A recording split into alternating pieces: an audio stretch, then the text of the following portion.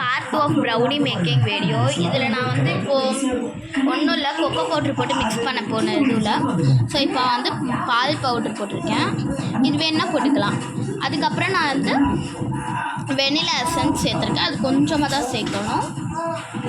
நல்லா மிக்ஸ் பண்ணிக்கலாம். Brownie mixer மாதிரியே தெரில, இப்போ தான் கொஞ்சம் கொஞ்சமாக அந்த ப்ரௌனி மிக்சரோட பதம் வருது. இதில் வேணால் நம்ம நட்ஸ் போட்டு பேக் பண்ணிக்கலாம், இல்லை சாக்லேட் கூட உள்ள வச்சு பேக் பண்ணலாம். நான் என்ன பண்ணுறேன்னு பார்க்கலாம். ஐடியா இப்போ நான் பார்ட் 3யும் போடுறேன். இது பேக் ஆனதுக்கப்புறம் எப்படி இருக்குன்னு என்னால் ஷூட் பண்ண முடியல, அதனால் நான் பார்ட் 3யும் போடுறேன். இப்போ நம்ம இதை பார்க்கலாம்.